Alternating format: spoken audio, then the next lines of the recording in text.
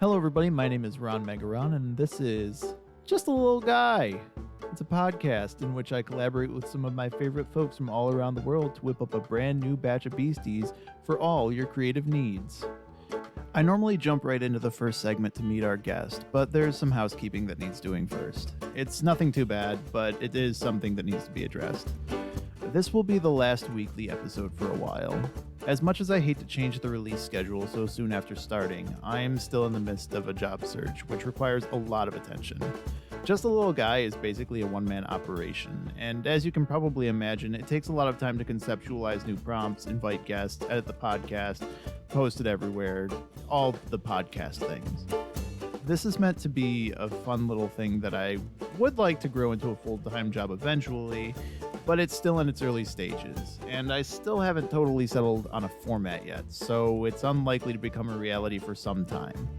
There will still be new episodes. I have quite a few recorded already, but our release days will now be every other Wednesday. If you're a patron, don't worry. Your early episodes will still be a thing.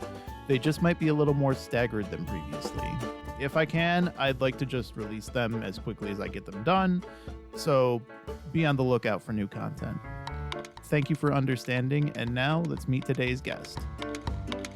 Today we're being joined by a longtime friend of the show. They're the bass player for multiple bands in the upstate New York area, including the progressive doom metal band Goron, who we will be hearing later on in this episode. Please welcome to the show, Skyler Smith. Skyler, how are you today? Hey, Ron, I'm doing great. Just hanging out in the mountains, doing some R&R after, the last job ended. First job starts soon. Time to sit in the woods for a couple days. Absolutely. And do some nerd shit. Yeah. So tell me a little bit about what kind of projects you got going on with like the band with the Goron. I saw that you, last year you released Farther. It sounds like you've had a lot of like stuff going on in the meantime. Tell me a little bit about that. Yeah, we've had some pretty cool reception on Farther, and we've been really pushing it for the last. It actually came out just under a year ago, almost almost a month from today. It'll be about a year. Wow. And it's crazy how quick the time goes on it. But we're getting some good reception from like fans and critics and people and stuff, and we're just putting ourselves out there as much as we can. Right now, we're trying to go on tour next in about a month and a half in September. We'll be hitting the road for a week or two, and it's just going to be really cool to be able to get out there and meet all these new people and make all these new connections to new other musicians and people who dig the scene. And right now, actually, I don't know if it'll still be going on when this airs, but we are currently in the running to open the We Can Survive Festival. It's an anti-suicide, or rather a suicide prevention festival to just garner awareness for the very real problem we have here in the United States, specifically with like the youth. A lot of people are offing themselves right now, and that's just really not great. Yeah, obviously. So we're hoping to get on that so that we can just be a part of something like that. It would be really cool. In Rochester, a couple people in the last year that are very near and dear to the scene have unfortunately taken their own lives, and so it kind of does hit a little bit close to home, and we're hoping to raise that awareness through what we're doing, and I'll also, as I was saying, make those new connections, meet those new people, and it's all just really fun, but a lot of work. Absolutely. It's the best way I can describe it. Yeah, it sounds like it's a really worthwhile effort. Obviously we want to get folks as much mental health care as possible.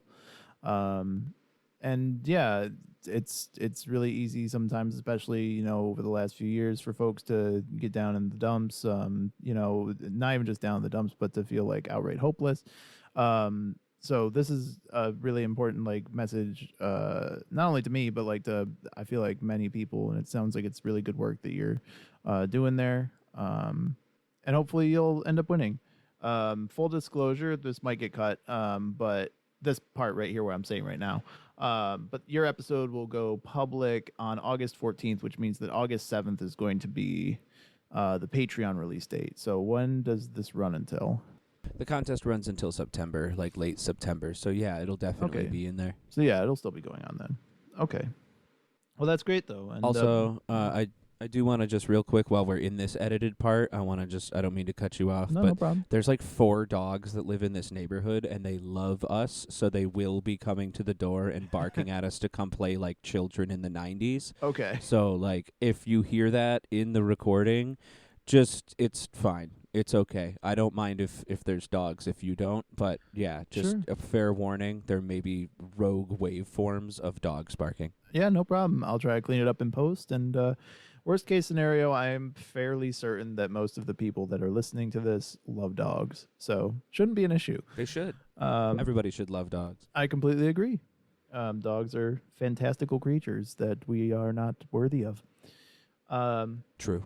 So to expand a little bit though on the monsters thing, you know, obviously the whole point of the show is to like make monsters and stuff like that. I'm curious, you do have a background playing like Dungeons and Dragons, specifically as a DM. I don't know if you've ever been a player. I think we've discussed this, but yeah, I actually used to run. I was the host of a D&D podcast, but I wasn't the DM. I was just a player, and it died on the editing room floor. But we had about a season recorded, and we would have bands from around Rochester and Buffalo, and I think we had somebody come up like that was touring from Pennsylvania one time, and they all came and played D&D with us, and so I got a fair amount of experience doing that. And then more recently, within the last couple of years, I have been DMing for just one-shots, and you know the plague of Dungeon Masters, where it's like, all right, I got 9 people to schedule one thing. Let's try it again next month. Oh, nope, not next month. 3, 4, 8 months from now. Okay, oh yeah, we might cool. be able to do it next year at some point. Yeah. Exactly. So, I mean, I tried to get a campaign going recently, but nah, it did not. It did not work out. Well, I mean, we're still hoping to let it work out in the fall and winter, but we wanted to play through the summer, and with all the band stuff, and it just became a little bit too much stuff to be able to really dedicate that much time. But too long didn't read. Yes, I have plenty of experience playing Dungeons and Dragons. Awesome.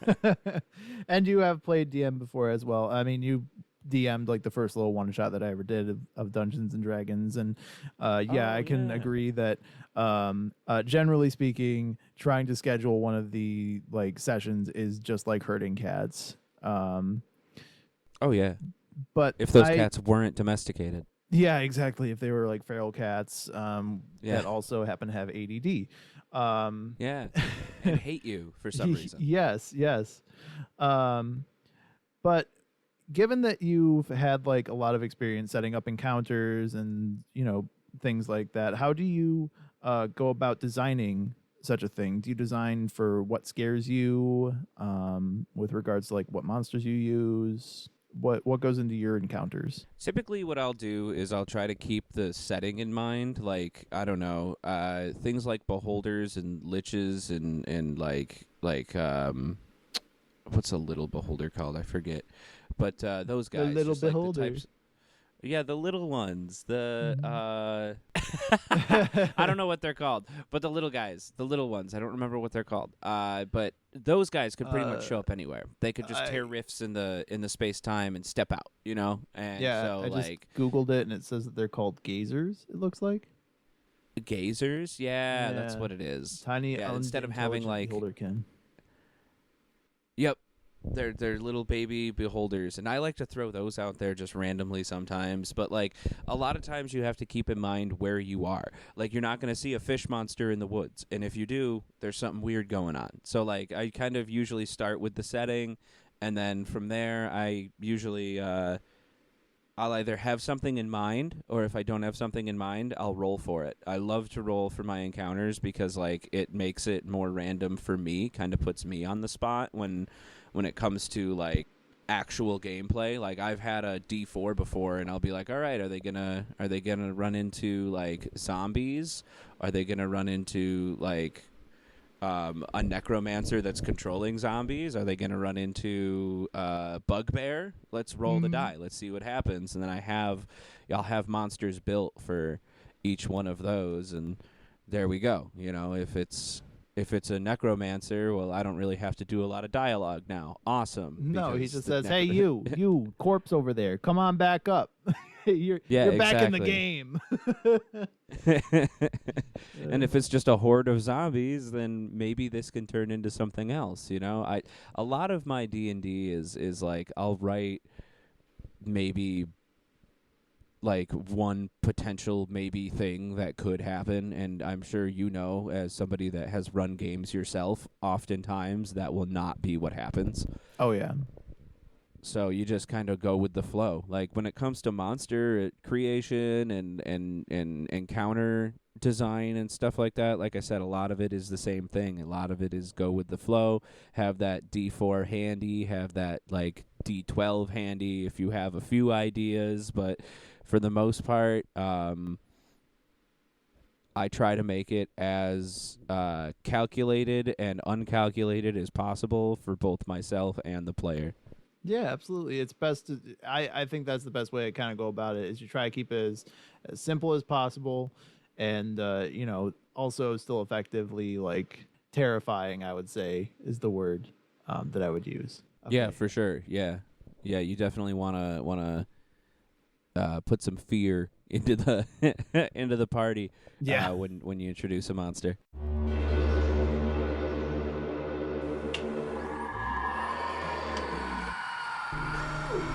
So what did you decide on, like, in terms of coffee and stuff like that?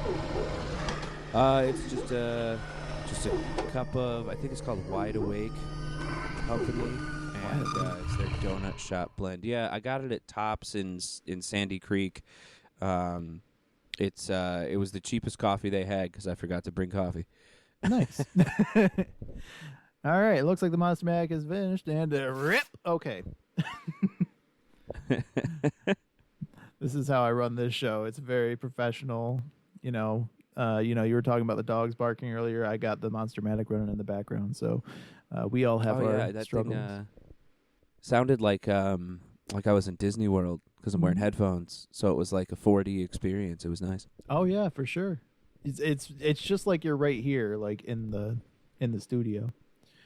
Yeah, all right. It's right there, also in the studio. Yeah. So the first monster that we've got up here, the Monster-matic has spit out a set of powers and potentially weaknesses. Yes, there is a weakness on here, and it says it's percussive music. Oh fuck, I'm gonna reread this. Its percussive music entraps its victims in an unending groove that continues to play in their mind until they've been driven mad. Its instrument is very fragile, and when destroyed, the beast must repair it before it can continue. So what do you think this guy would look like? A dude that's playing a big old percussive instrument that breaks all the time, and he's got to fix it. I think that he'd be like, maybe like, he's not going to be a super tall guy. Won't be like average human height, but he'd likely be some sort of other creature. Maybe we should make him a tiefling. A tiefling, okay. Yeah. Just because, like, I don't know. I feel like that would be... Or an orc. I feel like a tiefling or an orc. Because you said that he plays it until it breaks and it drives his people crazy. So, like... I feel like an orc would be a good route for that one, actually. Oh, yeah. I mean, we could do it like that. Like, he plays it until it breaks, or he just plays it, and then if somebody breaks it, then he has to stop and repair it. So, yeah. See, I misunderstood. No, I mean, both work. Yeah, no, I think so, too. So you think about average height. You think it kind of looks like an orc, rather. Yeah. There we go. Big teeth, bald, pointy ears. Probably less than 6 foot, more than 5.5 foot, anywhere in there. We'll say 5'9", so about average human height. Sure. So kind of just blends in, but looks a little weird. Dark green skin. How many arms and legs do you think it would have? Let's give him 4 4 arms, 4 arms, 2 legs. So this dude's walking out here like Goro. All right, sick. I was thinking about that. I was like, if he's got like 4 arms, then that means he's like doing double bongo duty essentially. Because I assume that he's doing like a bongo drum kind of thing. I was thinking like, you ever seen the like the Native American drums where they're kind of just like they're real thin and they're pulled over. That's pulled over sheepskin or whatever. I think it would maybe be deer skin, but like they pull it over and it's a very thin drum. I was thinking he had like 4 of those hanging off of his, I guess those are his shoulders. Yeah. And then he would use his arms to hit them, and that's why like they can break, is because he's hitting them with a mallet as opposed to his hand. Oh, he uses a mallet instead. That's an interesting idea. How do you think he would react to being trapped in a grocery store or a restaurant overnight? This feels more like a personality question. I feel like he'd be okay. I feel like he wouldn't really be like mad if he was stuck in a restaurant overnight. He'd just go find somewhere to sleep. As far as a grocery store, I'm pretty sure they leave most of the lights on in grocery stores, so that might make him a little bit more frustrated. But the grocery store, he'd probably try to get out. Restaurant, if he knew where he was, like if he didn't just like wake up in a restaurant, be like, what the hell's going on? He would probably just like go sleep in a booth, wait for somebody to get there, and then like attack them for leaving him in there. So it'd still be aggressive, even just if not it right was.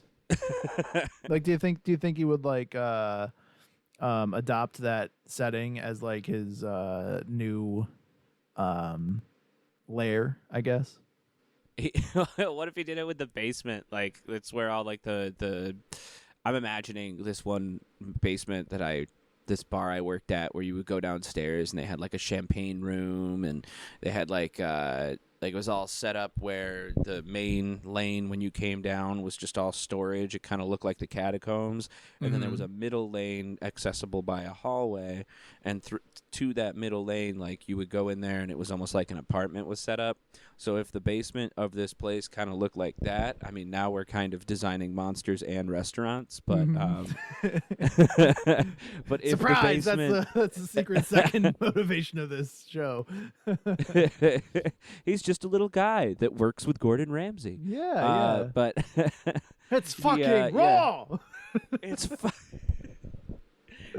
his name is now Idiot Sandwich. I don't care what anybody says. All right, well that solves that dilemma for later on. But yeah, so if there's a space downstairs that nobody really goes, yes, I could see him squatting down there, because Idiot Sandwich, I mean, who's going to hire that guy? Yeah, I mean, he's got like no job. He's got to sleep in the basement. And he's got a really unflattering name. Like, you don't want that name on your roster. Especially not making sandwiches. No, not at all. So given that he's like, we've just dropped him into a restaurant or, any kind of like public area that there's a basement that he can just hollow out and make into his own. Where do you think he would have come from before that? Like, what kind of environment do you think he would thrive in naturally? Well, I'm in the mountains, and sometimes I feel like an Idiot Sandwich, so we'll say that he was up in the mountains. All right, lives in the mountains normally. That would make sense too, because then he could stay in like caves and things of that nature. Right. It would also explain why he's confused about what operation hours means. That's also true. He'd be like, I eat whenever I want. Yeah, I would imagine that's how it works up in the mountains of feral Orklandia. He's just out there eating deer whenever he feels like it. Right, yeah. What do you think his favorite snack is? Deer. Loves beer. Okay. No, not beer. Deer. Deer. Okay. Yeah, with antlers. Say, because they're in such excess in the mountains. Okay, loves Heineken. Or sorry, Rolling Rock. Oh wait, those both don't have deer on them. What's that one? Jägermeister. That's not.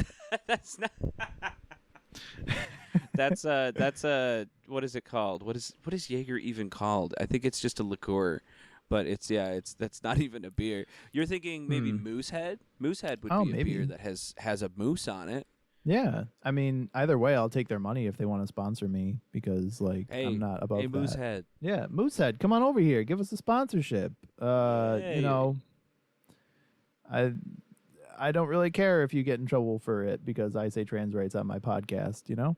Oh, yeah. As you should. Yeah. How would it react to being trapped? Trapped in general? Mm-hmm. Like, let's say it was cornered in a fight. What do you think it would do? It would try to, well, okay, so how trapped are we talking? Are we talking because I was thinking he'd like Mike Tyson somebody, bite somebody's ear off.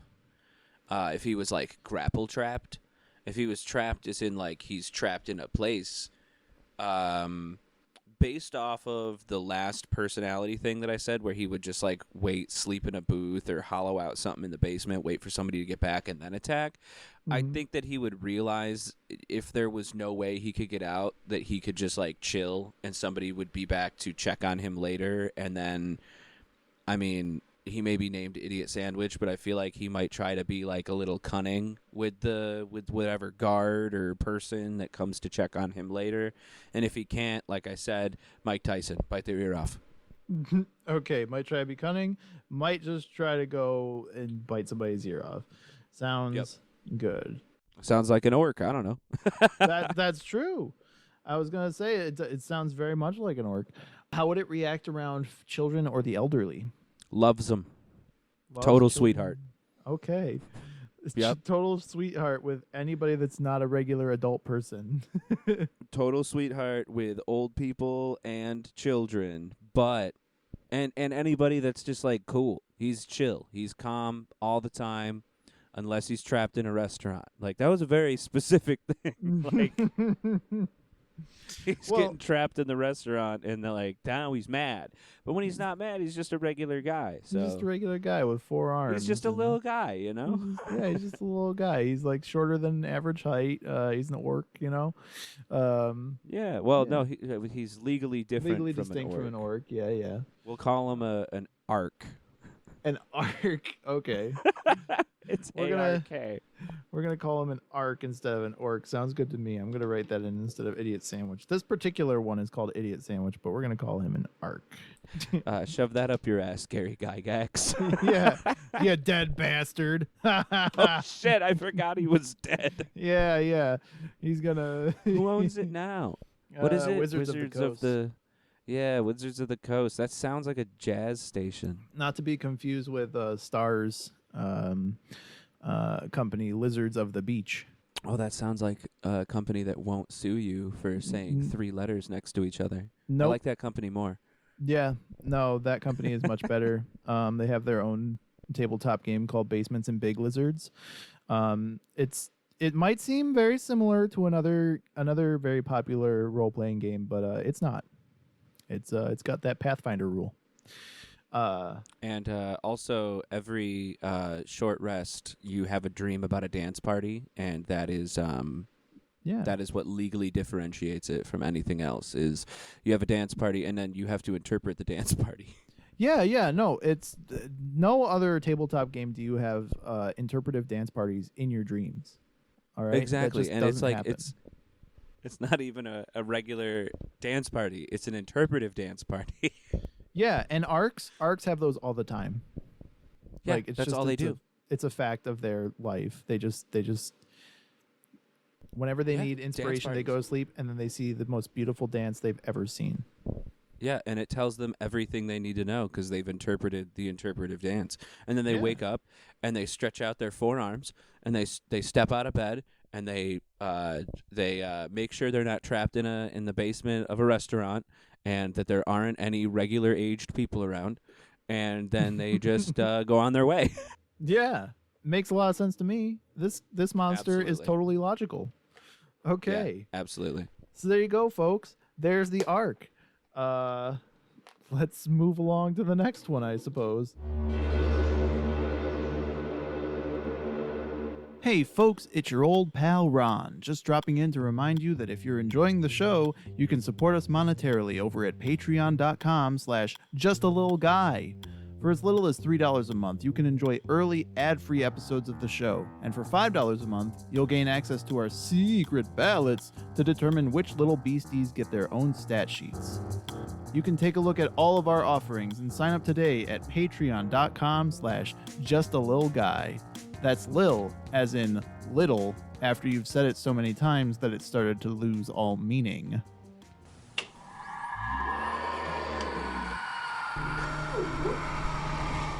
All right. So, while we're waiting for the Monstermatic 5000 to do its thing and like do the printing and all that kind of stuff, what's an effective way for DMs to set up encounters, like, in your opinion? Like, what's the most effective strategy? I mean, honestly, I think that the best way to go about it is to always have a backup plan because, like I said earlier, you can design an encounter and you've told me about times in your games where the one that always sticks out is when everybody's in a car and there's something in the road and somebody goes, I speed up. Yeah. You didn't prepare for that. No. I wouldn't have been prepared for that. No. So and they still bring that up to me because they're like, hey, I couldn't help but notice that that werewolf turned into a deer all of a sudden. I'm like, well, I never said it was a werewolf. Yeah, but it was supposed to be a werewolf, right? There was a howling. I didn't say it was supposed to be a werewolf. It was a goat. It was a deer. It was a very big, furry deer. It was a were-deer that howled. It was a were-deer. It's a and the moon got behind the clouds. Okay. Yeah, that's just how it works. All right. I don't make the rules. I mean, I kind of do, but I don't. I was gonna say yes, you do. You make all the rules. Just only a few of them, though. Okay, that's true. There's physics rules. That is true. I did make it do some really physically weird things. You did? What did you make it do? Oh, you made it transform from a werewolf into a deer. You're right. Not only that, but when they hit it with the car, I was like, okay, it goes skittering to the other side of the road after it got hit by 3 cars in a row, and then I was like, and it just flops out over the bushes on the side of the road, and you feel compelled to go and look at it because your car is fucked up now. So fuck the car. What's going on over there?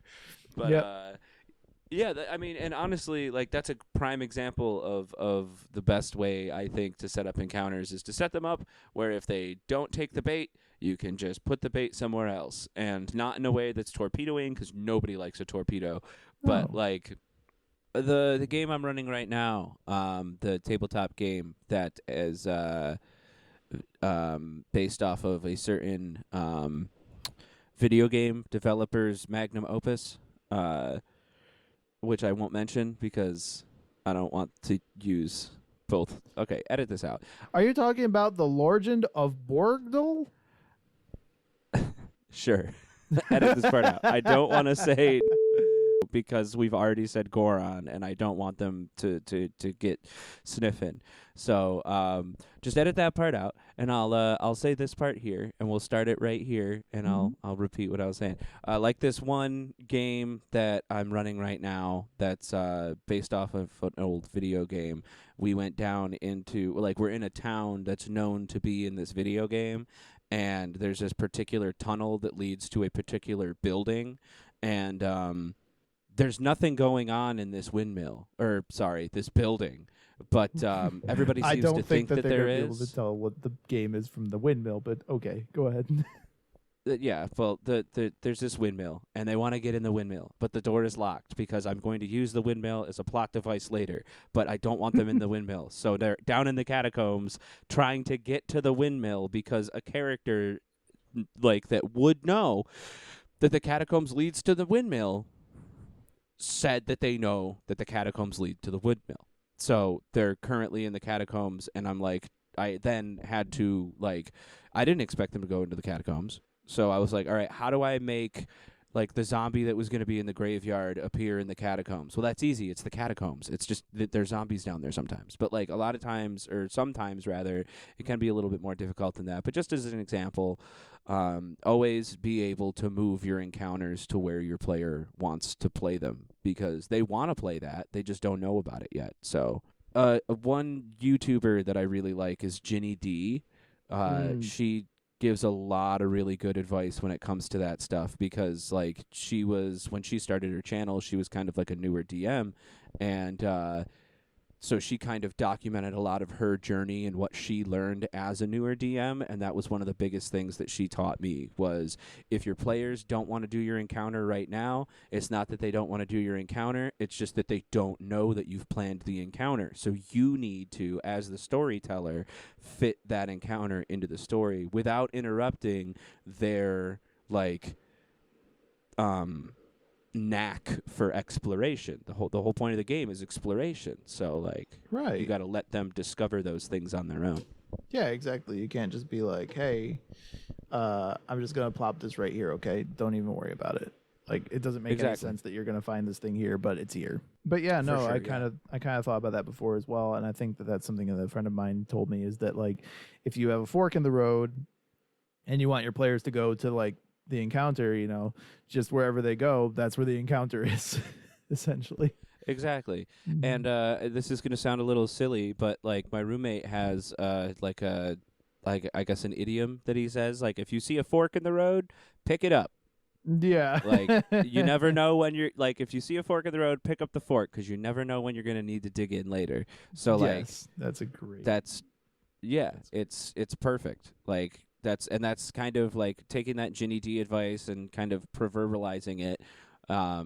That's kind of the best way to look at it. Is it like, if they go left, just pick up the right one. Mm-hmm. And then if they keep going left, well, they'll get to the right one eventually. The correct one. They will take the correct right way eventually. Yeah, eventually you just make enough left turns that you're at the right. So, you know. It's like NASCAR. Exactly. Just like NASCAR. Do it for Dale. So, the Monstermatic has finished printing out the thing, and rip. Okay. I don't remember if I did that already or not. So, if I ripped it twice, whoops, the paper's ripped in half now. Oh, no. Hold on, let me piece it back together. Tape. Okay. Yeah. Okay. That's gonna be another little bit out of the Foley budget. Oh no. Let's see. So this says, if I can align it just right, in a rain-soaked jungle surrounded by an incomprehensible number of plants and animals of innumerable varieties, there sits an old cottage. Its previous owner constructed a portal within and unleashed something beyond human comprehension into the dense forests.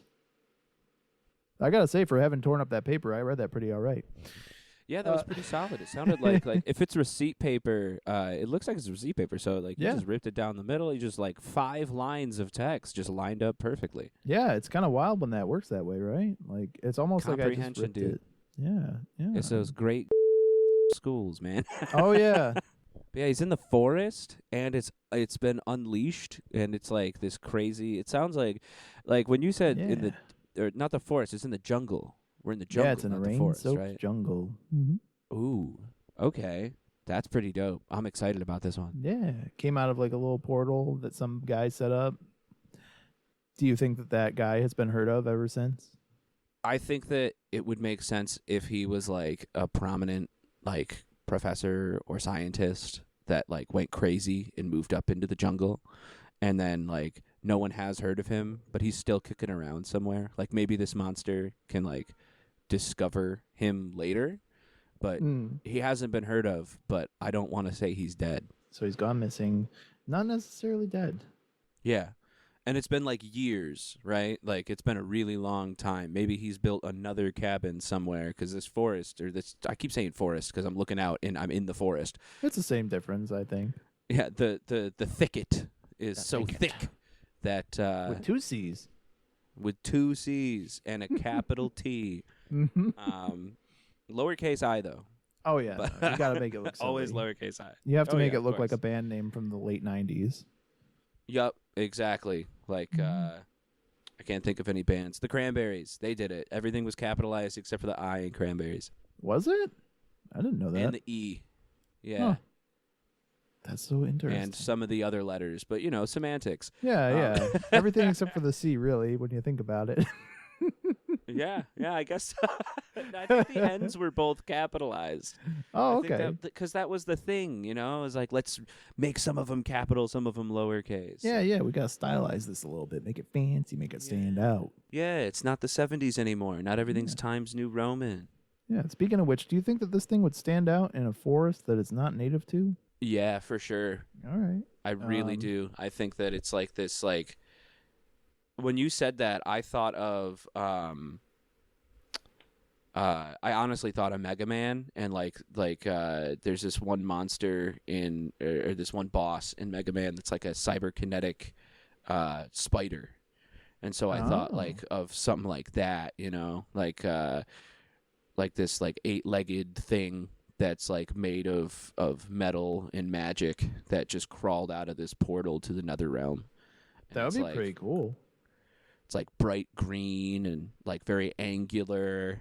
It's got glowing red eyes, and it doesn't really like talk. It just makes like dial-up sounds. I like so that like idea. instead of like screeching, it's like data screeching over a phone line, like that's how you know it's coming. Yeah. No, that's a cool idea. I love that. Makes it all modern and stuff, and maybe not necessarily a modern setting, or maybe a futuristic in a not so futuristic setting, That's what I was thinking. Yeah, it could really fit in just about anywhere. That's a really cool idea. But also not at all. It would stick out completely. It sounds like the place that you've described, if I'm interpreting it correctly, or I guess if this is an open-ended thing, there is no correct, but like you're just up in like the thickest part of the jungle possible, and you just find this hut that's been like overtaken by vines, and you hear like dial-up noises coming from it, but you're wearing a tunic and carrying a long sword, like very juxtaposed. Yeah. Yes, exactly. Like the way that I conceptualized it was that the cabin itself is kind of out of its time zone, like maybe even that, like the portal being a thing just kind of cements it in that one space in perpetuity, like kind of forever, like kind of like in Doctor Who, where it's like there's a fixed time, like a fixed space and time, for certain major like events. Like maybe this is one of those major events. And then it's like inside of something like a TARDIS or something like that, where it's like it's not like a police box in the middle of the woods, but it's like some sort of building that would be more modern to us, but still kind of old. Yeah, like a 90s building, like a Chuck E. Cheese or something like that, or like a. Like like those places where they have like the mascot horror things. Oh, so like Freddy's? Yeah, like a Charles Entertainment cheese. It's just a Freddy's out in the middle of the woods. It's Casa Bonita. They just put Casa Casa Bonita out in the middle of the woods. Yeah, you know what? It would make a lot of sense if this was like somebody in a Wild Wild West themed restaurant. Like maybe they did like a very brief like Wild Wild West themed one, like the Will Smith movie. I found the through line. The orc is trapped in the basement of the Casa Bonita that's out in the middle of the jungle. Yes. Okay. Awesome.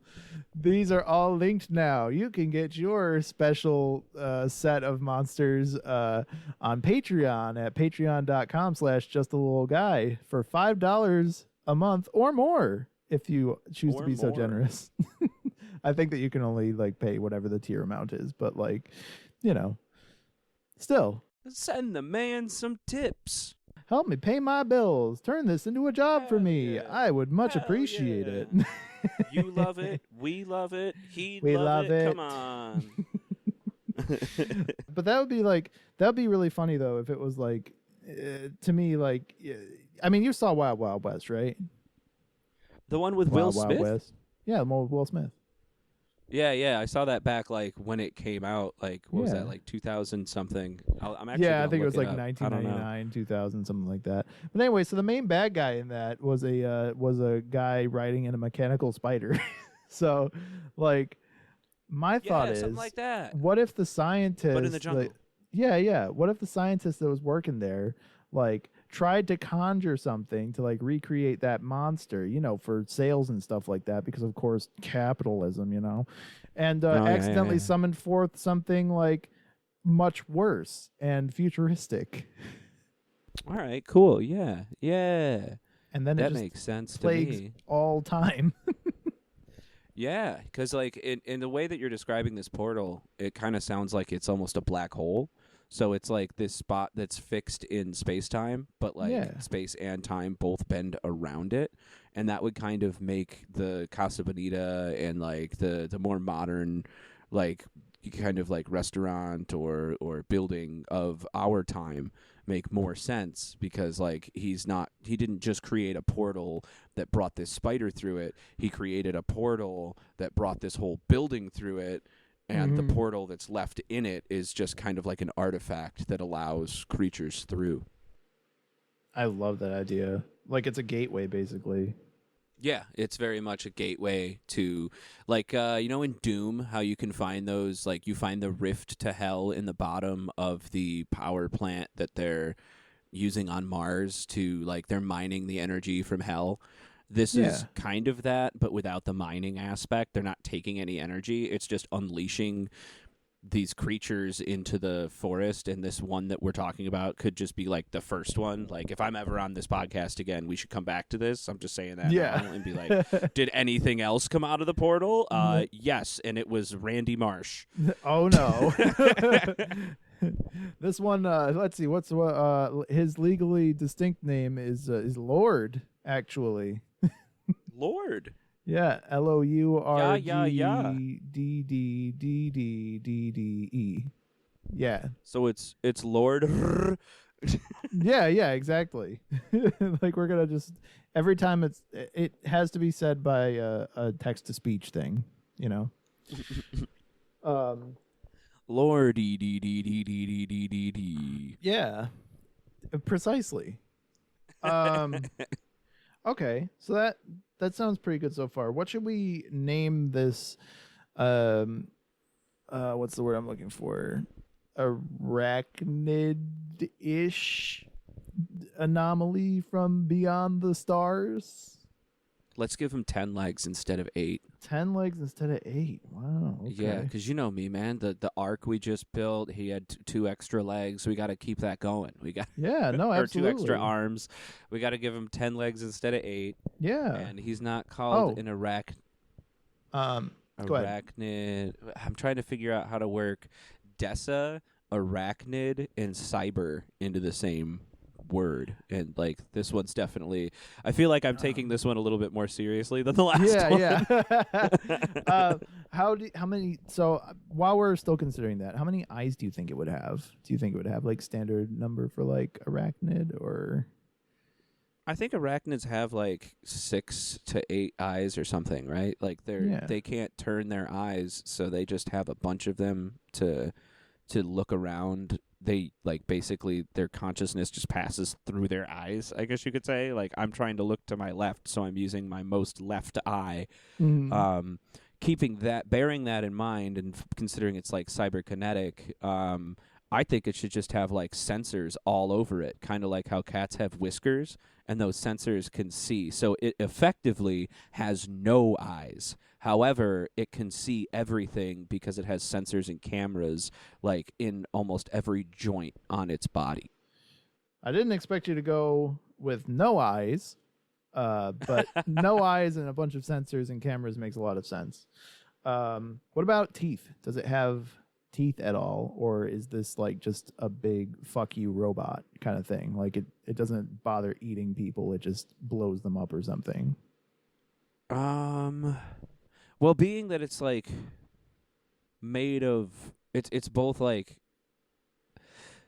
all right, I'm going to ask the host here. I'm going to consider your opinion. Should we make it like partial? Like, should we make it a cyborg where it's partially organic material? Because then that would imply that it would have to eat. But if we make it full robot, then it's full robot. It doesn't have to eat. But like for the sake of scaring people, it could look like it's eating them, but in reality, it's just like shredding them up. You know? That's true. Which one do you think would be more fun? Because I could go either way. I think that the cyborg method, the cyborg route would be more fun, like in theory. But I also think because then there could be like, go ahead. Sorry. I was just gonna say I think there's a case to be made for just like straight up robot.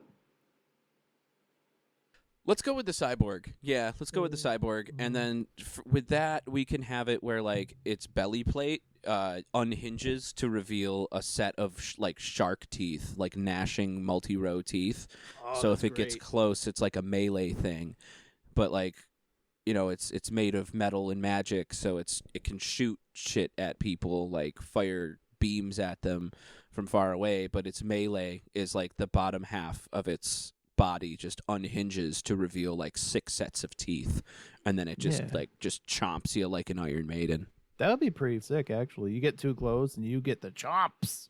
That's really cool. So maybe we'll call it like the 10-legged tooth belly or something like that. 10-legged tooth belly. 10-legged tooth belly or something. How about else. that's what like the locals call it? The Oh, 10-legged, yes. the glowing 10-legged tooth belly, but then like its name is just something stupid like Carl. But Carl stands for cyborg, arachnid, really lazy. He doesn't like to do anything. He just does really what he has lazy. to. Yeah, his name is Carl, but it's like Star Wars, where it's CA-RL. It's cyber arachnid, and then RL is its name. Really lazy. Mm-hmm. Okay, I'm down with this. Do you think it would be really lazy, though? That seems like something that would require a lot of effort. I mean, I guess that would make sense. If it does require a lot of, like, effort for it to, like, basically fight anything, defend itself, capture food, like, maybe it would be really lazy. Maybe it's more of a burrower spider than it is like a web builder, Like, maybe it's one of those ones that will, like, dig a little burrow like underground and then jump out. What about a daddy longlegs, where they move into... spiders that die, a daddy longlegs will move into its web. So what if it's like that? Yeah, well, I don't know if that's like 100% true, but I know that I don't know if it's daddy longlegs, but I know that there is a type of spider that will move into a web after the spider that built the web. Like if they die, it'll move into the web because it can't or doesn't want to build a web if it doesn't have to. I don't remember what kind of spider that is, but I'm imagining it just like up in the canopies, this giant frickin' spider that can't weave webs. We'll say that because like for whatever reason, because it's made of metal, it can't make a web. So I'm imagining just like it's like chilling on some vines that have overtaken trees and like calls that its home. But like the burrow thing also, what about both? Because it's from the future. So whoever built this thing might have had that in mind where like, it can go hide in the trees, but it can also burrow if it has to because of the big teeth. It can just like fucking dig underground. Perhaps it doesn't have like the capabilities to like sling webs essentially. Like maybe that was one of the things that like it was one of the optional features. Like there's one that slings webs and there's another one that does this thing, Like right. I kind of like the idea of it like maybe not even just like webs, but like it just generally inhabits abandoned habitats kind of thing. Yeah, and that's why and maybe it doesn't go very far from this random building in the jungle because like it's abandoned, so it's like I live here, and if you get too close, you go towards the door and all of a it'll sudden boom, there's a big old spider there ready to fuck your shit up. Yeah, and it's like 20 feet tall. Let's say that. 20 feet tall. God damn. I mean, I guess that makes sense. Yeah. You got to have like, a lot of space for those 10 legs. I like this idea though. I like the Carl. Yeah, the Carl, and it's like the legs go all the way around instead of being like 5 or 4 on one side, 4 on the other. So it's got 2 on the back, and those 2 on the back could help with like going up, like straight up a tree. Okay, I got you. So like it has like back legs and stuff like that, so it can like I don't know fight back or something like that. If it's like trying to make a getaway, like it never has to turn its back on something, and nothing can really sneak up on it from behind. Like because it's got all those cameras and stuff, so it's essentially able to see 360 24/7. Yeah, and then no scope you. Yeah. Yeah, essentially. Yeah. Yeah, I like that idea. Would that be no scope or all scope? Because that's all it can see with his scopes. You know what? When you put it like that, you're right. I think it would be all scope, actually. Oh, I don't know. But either way, it's a fascinating creature, and I'm really happy with it. You happy with it? I'm pretty happy with it. I just I might just get on your Patreon so I could buy this. Like, damn.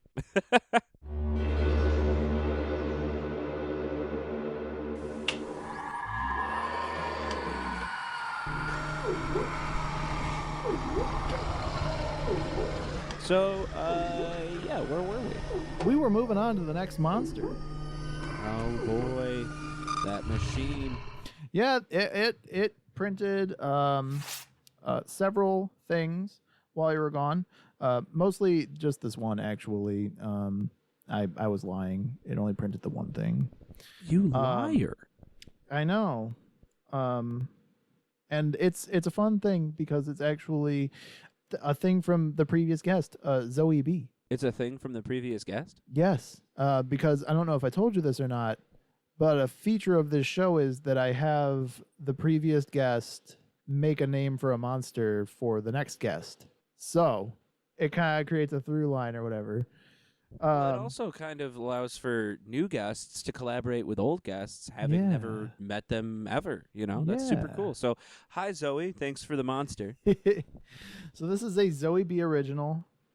She gave this to me like pretty much the same day that we recorded our podcast, which is about a week ago ish.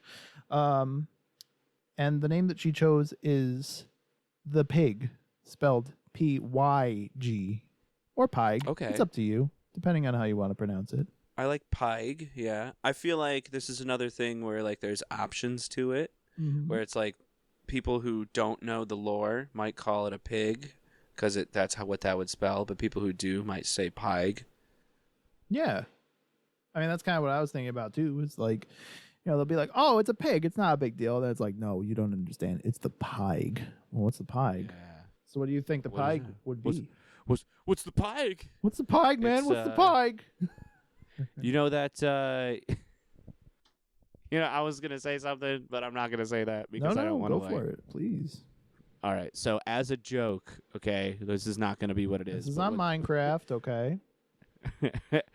I just imagined the pig from the Pink Floyd concerts that they would send out during the Animals tour. It's that pig. That would be terrifying to encounter in the wild. Yeah, just like a giant inflated pom-pom pig. And like when you actually, you know what? No, we're just gonna roll with that. Yeah, it's the pig. It's the pig from the Pink Floyd concerts. All right, sounds good. It's like a giant. It's like, but it's huge. It's like as big as a Goodyear blimp. As big as a Goodyear blimp. Holy cannoli. Yep, it's a giant. It's like a BBEG. And it's like the size of a Goodyear blimp. Or it's what you think is the BBEG. Yeah, we'll say that. Okay. Because you know how when you're doing DM stuff, like you'll have a huge monster and everybody's like, oh my God, that was crazy. It's the end, right? And you're like, ah. And then it's like that Padme Anakin meme. It's like, it's the end, right? Ah. Yeah, you thought so. You thought so. No. In fact, everybody go ahead and roll for initiative again. Again. So it's like, yeah, we'll call it a mini boss. So it's this giant inflated. It's gray too. It's not pink. All right. So it's like it's a gray color, kind of maybe like. So this is kind of a question that I ask almost every episode. Do you think that it would be scaly? Would it have feathers, or would it be fleshy, or would it be furry? It's like a skin, but not like a flesh. It's like a big like skin balloon because it's like a big inflated balloon made of like basically like pig skin, but it's gray. It kind of looks like a big football, but it's gray and has a face. Okay, would it still have like all the little like I want to say like goose pimple kind of things like a football has, like for grip? No, it would just be like a pig skin, you know, Yeah, it would just have a standard like pig skin then. Okay, I gotcha. Yeah, not even like hide, like an actual it's a living skin.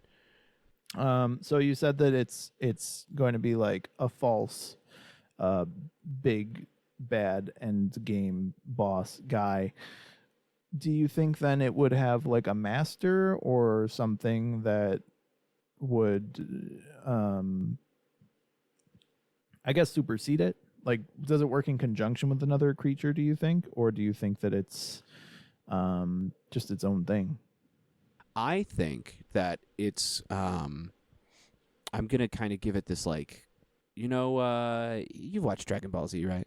I sure have, at least a little bit. So you know the Majin saga where Majin Vegeta exists, and like he gives that whole Saiyan's Pride speech where he says like the only reason why I allowed this person to take control of me was so that I could turn farther to the dark side and like essentially unlock more levels of power, and he's more powerful than he's ever been, but he had to be under the control of this, or like quote unquote under the control of like Babidi to gain that power, and it like that's like the thorn in his side.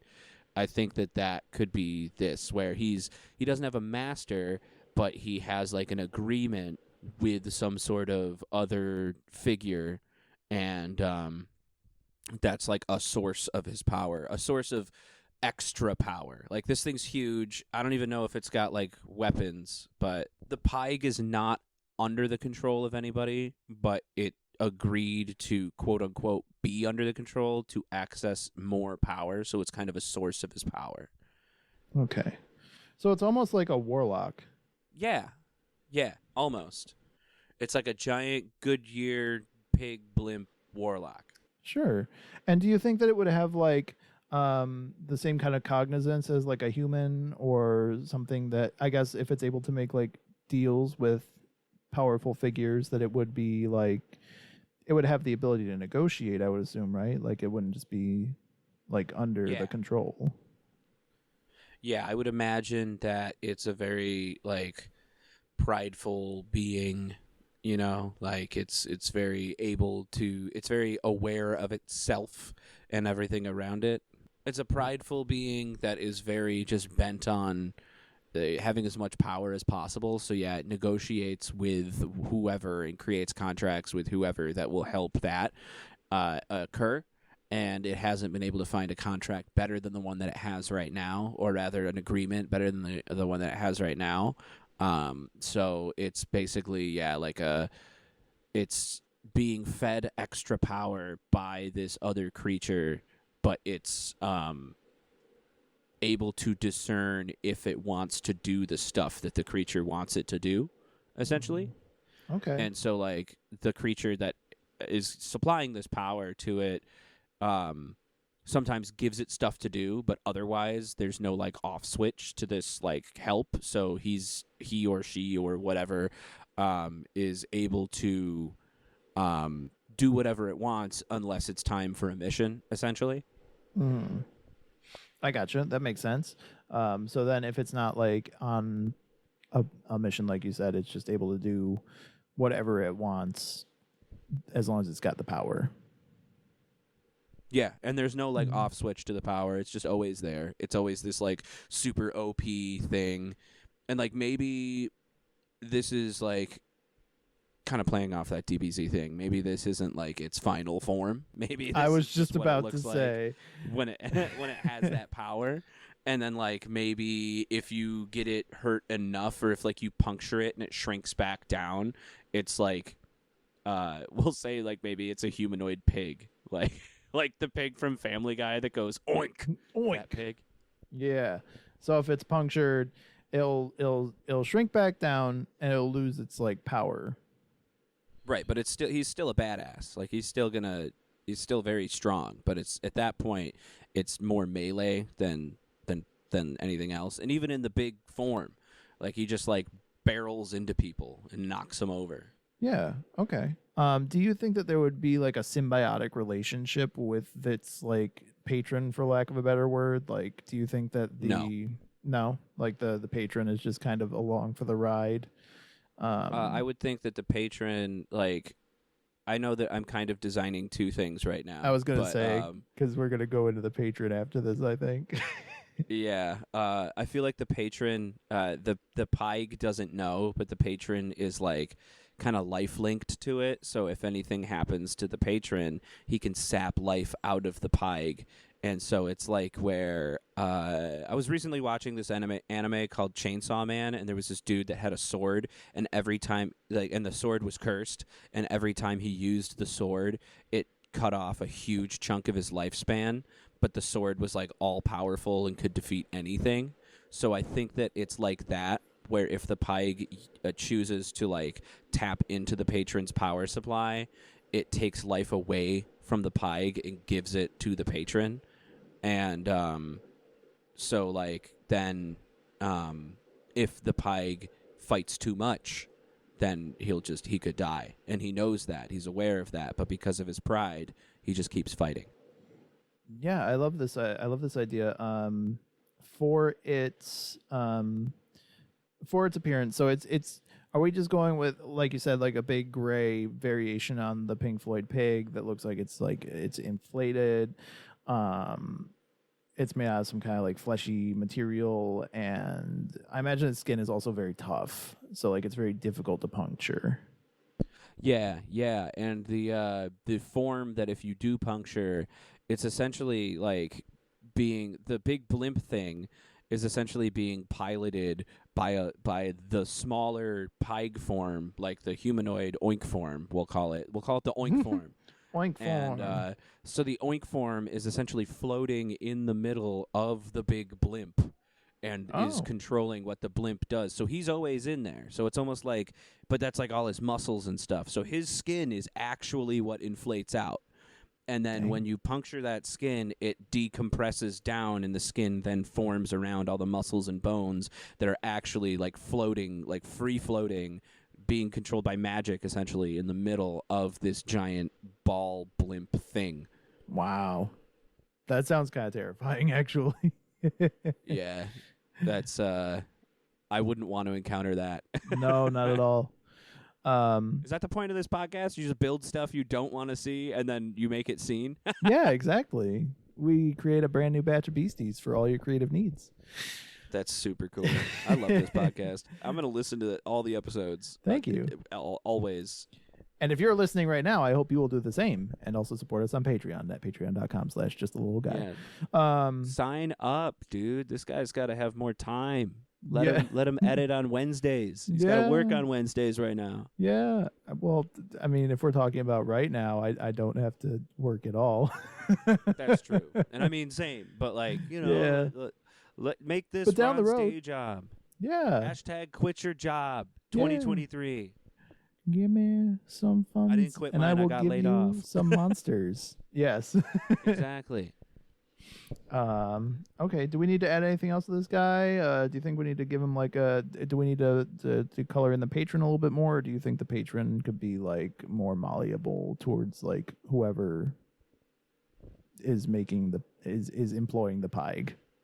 Here's a through line. It's the guy that made the other thing. Carl. It's the scientist. It's him. It's the scientist. He's out in the woods. Well, is it really a scientist now that he's in the past or whatever altered universe? Because in a perfect world, magic and technology are synonymous. So where this guy comes from could be viewed as magical by the creatures in the world that these monsters were building in. Like that could appear magical to everybody else. So the Pyg might think that this guy's magical, but he's using like the same cyber technology that he was using to build, or to rather like he like figured out something about the spider or something. Yeah, he like figured out like a life battery that he could just share between him and the Pyg kind of thing. Yeah. Yeah, he was able to use like alchemy in this world and technology from the other world to develop this like way to connect him to the Pyg. And yeah, I think that would be really cool. And that's just the scientist. Like, we don't really need to go into that guy at all. Whoever decides to use these monsters, if you do or somebody else, they can just figure that out. But I think that's a cool through line through all three monsters we've done today, is the scientist. And he's the one that after you defeat the Pyg, he knows, and somehow you have to now find him or something. So we'll leave that up to mystery. All right. Yeah, I mean, I can't do all the work for you guys, you know.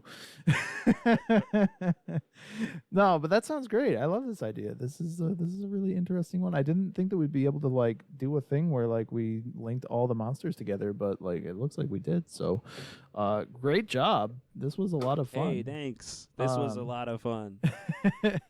Is there anything else you feel like you need to add to the any of the monsters that we've done so far? No, I feel like anybody who wants to use these monsters can flesh them out any more than we already have. I did give a lot of details for backstory and stuff and created those through lines. So anybody that wants to use these monsters can kind of create their own motives behind a lot of this stuff. Yeah. I mean, we're more or less anarchists here, and that's kind of the fun part of doing tabletop games is that you get to play with your imagination. So yeah, exactly. Take it, break it, make it your own. Exactly. Please do. And then send my band, goron.band@gmail.com. Send us an email to let us know that you used my monsters, because I would shit my pants if I was out on tour and found out that somebody had just like used Carl in a game. Yeah. And, like now they're gonna use the Pike in a couple sessions, and I'm over here just like doing my thing, and what I did contribute to somebody else's thing. That's a really cool feeling. So if you do use my monsters or our monsters that we've created today, let us know. Yes, please do. Reach out to us and give us a holler or something like that. I wasn't planning on saying anything about that, but yeah. I'm specifically looking at Brennan right now. Brennan. Yeah, from, Brennan. Yeah. Who, if you ever hear this, you probably won't, but you should use our monsters. That's the guy from College Humor that does the Monster High School. You said that he's the one who does Monster High School? Yeah, I think that's what it's called. It's Monster High School. It's on Dropout and College Humor and stuff. We're not sponsored by them, but he should totally use our monsters. I was gonna say, I mean, we could be. Yeah, it says he's in Dimension 20, and he has D20, a webcomic called Strong Female Protagonist. Yep, he's a cool dude. He's got a lot of cool content. I don't know him personally, but his content's really solid. He's left over from College Humor after that whole thing happened. Yeah, but that would be really cool. Yeah, definitely drop us a line if y'all decide to like use our monsters or anything like that. We'd be happy to hear about it. Yeah. All right, Skyler. Well, thank you so much again for joining us today. It was a super duper lot of fun. We made some incredible monsters. I did not anticipate any of these turning out the way that they did. Please tell the people where they can find you and what kind of project you'd like to promote right now. Okay. So, yeah, I'm Skyler Smith, known on the internet as Sklur. You can find me at my Instagram. I'm just a Sklur. You can find Goron at my band, one of my main bands. That's goronband.com. You can find that's our new website. You can find all your Goron needs on there. Infinium, one of my other bands, you can find them at officially Infinium on Instagram, and both of those bands will be releasing new music this fall. And October 14th, I am playing in a Deftones tribute band at Photo City Music Hall in Rochester, New York. I'll be playing the part of Chino. And I'm trying to think of other stuff. If you like my voice, hire me for your radio show. Then that's it. Yeah. Yeah, absolutely. No, I think that you'd make it really well as a voice actor. So, I mean, you've kind of said it yourself. You remind yourself of Billy West. A lot of people say that you remind them of Billy West. I think there's definitely a market for more people that sound like Billy West, for crying out loud. That guy's amazing. I mean, yeah, the man's in close to his 70s at this point. So, yeah, I mean, eventually he's got to retire, and then you will usurp the mantle of Billy West. So, yeah, I mean, it wouldn't be too bad picking up where he left off. Maybe I could do a Doug reboot. Yeah, there you go. See, he's right here. Except Doug's a surfer. Well, you know, Doug can always do something new in life. That's Doug smokes weed. Yeah, why not? You know. Wow, this Maui Wowie's great. This just sounds like Fry though. Oh, Killer Tofu sure takes on a whole new meaning now. All right, man. Oh, did you see that, by the way? What? The Futurama, the new one? Oh no, I don't have Hulu. Oh man. You should come over so we could watch it. It's really good. Yeah, sure, absolutely. I mean, you know, I'm going to have a lot of time right now, so yeah. Right, yeah. Yeah, but yeah, we'll get something together. But yeah, thank you so much. This has been a lot of fun. It was really cool to wake up in the middle of the woods and just kind of like pick each other's brains for an hour and a half. It's a good time. Yeah, it was a lot of fun. And also, it is kind of appropriate that you were in the middle of the woods and we were talking about monsters that come out of the jungle and stuff like that. So, yeah. And it's raining, actually. And it's raining, yes. It's a rain-soaked jungle. All right. Well, we're going to cut this here. But thank you again for being on, Skyler. Would love to have you on again. Yeah, definitely in the near future. Be on the lookout. The monster. I gotta name the next monster, I guess. Oh yeah. Well, we'll do that off stream because like I don't want it to be. I don't want them to know what it's gonna be. Thanks again to Skyler Smith for joining us, and thank you for listening to this episode of Just a Little Guy. This episode was a lot of fun, and while it took a long time for me to edit, I'm really happy with how it turned out. Special thanks goes out to our favorite incomprehensible cosmic abomination, Taru Tikkanen, whose patience is infinite, much like my gratitude. Normally, I would take this time to play us out with the theme music, but instead we're going to be hearing a little bit from Skyler's band, Goron. Here's a clip from their upcoming single, Antithesis Soliloquy. Enjoy!